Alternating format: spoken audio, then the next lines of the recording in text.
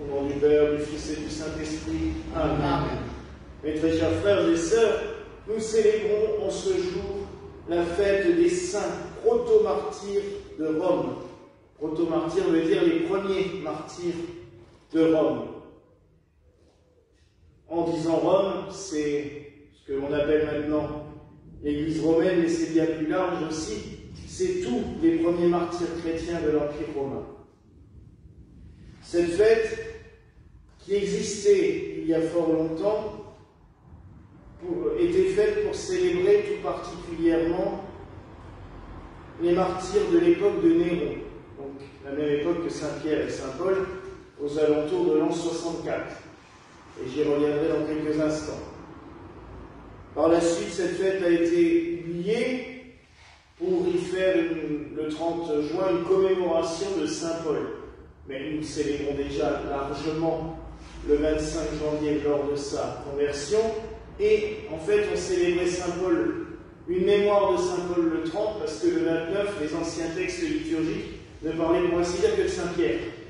Nous avons rétabli les choses en faisant une réelle fête de Saint-Pierre et Paul, et du coup, nous avons rétabli dans l'Église gallicane le 30 comme la fête des 5 premiers martyrs romains, premièrement pour se souvenir des martyrs de Néron, mais aussi pour y regrouper tous les martyrs romains de l'époque romaine, puisqu'il y en a une pléthore, et le calendrier liturgique de nos frères catholiques romains, justement, comporte une série interminable de saints martyrs, souvent quasiment inconnus, où on se retrouve toute l'année à dire la même messe en boucle, et certaines semaines même tous les jours, alors qu'il y a une richesse dans les saints récents, dans nos saints locaux, de l'Église gallicane aussi, mais même dans les saints de nos régions, qui peuvent apporter beaucoup de choses en enseignement. Nous avons ajouté dans notre calendrier liturgique aussi les saints prophètes, qui étaient célébrés, les prophètes de l'Ancien Testament, qui étaient célébrés dans la liturgie de Jérusalem, qui sont toujours célébrés dans l'orthodoxie. Donc, avec cette modification du calendrier, il y a énormément de saints martyrs romains qui ont disparu de notre calendrier, et du coup nous en faisons mémoire aussi ce jour. Nous sommes donc en l'an 64 à Rome. Il y a un terrible incendie qui dévaste les 3/4 de la ville. L'empereur Néron accuse les chrétiens. C'est de leur faute, c'est eux qui ont mis la ville à feu et à sang afin de faire un coup d'État. Et l'on va persécuter d'un seul coup des milliers et des milliers de chrétiens par le feu, par des crucifixions, par les lions, par toutes ces joyeusetés, comme on en a déjà parlé, que savaient inventer les Romains. Historiquement, nous savons, au fond de notre cœur, tout le monde a toujours su que jamais les chrétiens n'auraient pu faire cela, étant pacifistes de nature. Mais, malheureusement, il a fallu du temps pour le prouver historiquement. Maintenant, nous le savons, Néron, en fait, était un psychopathe dangereux qui, avide de spectacles, aimant l'art à sa manière, se croyant lui-même un très grand artiste. C'est vrai qu'il chantait, qu'il dansait, qu'il faisait du théâtre, mais bon, voilà,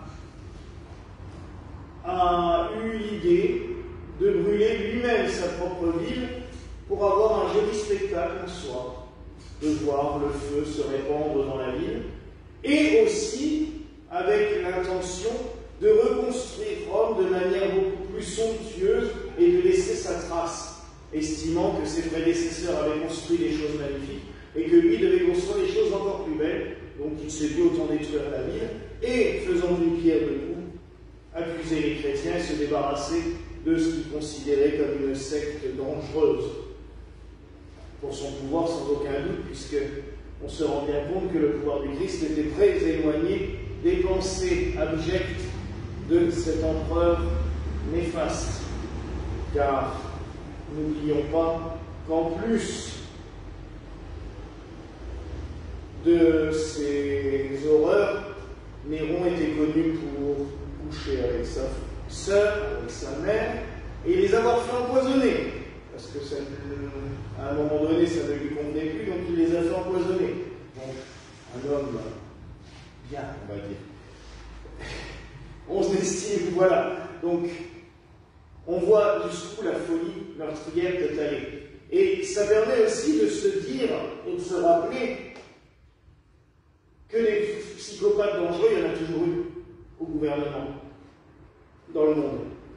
Néron n'est pas sans rappeler Adolf Hitler, n'est pas sans rappeler Vladimir Poutine, n'est pas sans rappeler un certain Donald Trump, prêt à faire brûler sa ville pour garder le pouvoir.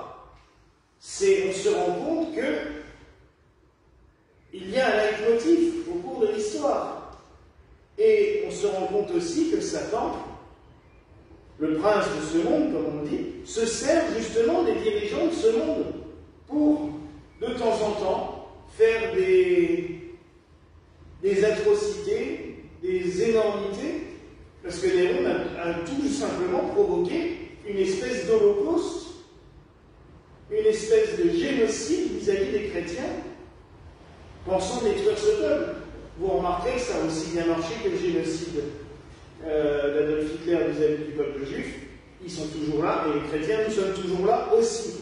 Donc la preuve que ça ne marche jamais, en plus, ce genre de choses. Mais la preuve aussi que le démon peut aller extrêmement loin dans sa volonté de détruire, de broyer quelque chose. Cela nous montre aussi à quel point de prier les saints martyrs est important, parce qu'ils sont une source d'inspiration. Ils sont une source de bénédiction. Et ils sont d'une prière redoutable face au mal, face au démon. Parce que par leur mort, au lieu de détruire le christianisme, le démon a rendu le christianisme encore plus fort, vainqueur. Je vous l'ai déjà dit, les martyrs, c'est la semence du peuple chrétien. Ils sont tombés en terre, on a cru que tout était mort, que tout était fini, et le christianisme est rené de ses cendres, comme le phénix aussi. Il y a des fois des chasubles rouges qu'on utilisait pour les martyrs. Au temps médiévaux, il y avait un phénix dessiné dessus. C'était très beau parce que le symbole est important. On a l'impression qu'il n'y a plus qu'un tas de cendres, et puis tout d'un coup, vous avez cet oiseau de feu qui sort en plein milieu. Le christianisme, c'est ça. À l'époque de Néron, on a vraiment cru que tout était réduit à un tas de cendres. La ville et les chrétiens. Et non. Ça couvait sous la cendre et ça a rejailli. Et ça n'a fait que prospérer les pluies. Nous pouvons aussi prier les saints martyrs, les 5 premiers martyrs romains, pour l'Église actuelle. Je parle de l'Église universelle, pas de notre Église gallicale, qui a un grand besoin de renaître, de renouveau. Quand on voit des communautés à l'heure actuelle qui auraient besoin de se réformer de l'intérieur, ce qui est demandé par les fidèles, ce qui est demandé par l'ensemble de la société, ne passent leur temps qu'à se casser la tête de savoir si on a le droit de célébrer en français ou en latin, de savoir si on a le droit de porter des dentelles ou pas, de savoir si on a le droit de porter la soutane ou pas. On se noie dans un verre d'eau. Je dirais même qu'on évite d'affronter le sujet pour des sujets graves, et on se perd dans des détails dont tout le monde s'en fout, en fait. S'il y a des communautés qui veulent avoir des dentelles, ils mettent des dentelles. S'il y en a qui ne veulent pas, ils n'en mettent pas. Ceux qui veulent mettre des soutanes, ils mettent des soutanes. Ceux qui n'en veulent pas, ils n'en veulent pas. On s'en fout. C'est pas ça le but. Le but, c'est que l'Église soit renaissante, elle se rénove de l'intérieur, elle se vivifie de l'intérieur. Donc prions les saints martyrs romains pour que l'Église universelle, dans toutes ses obédiences chrétiennes, puisse revivre, puisse rejaillir comme le phénix. C'est vrai que dans certaines régions, on a l'impression qu'il n'y a plus rien, que tout est fini.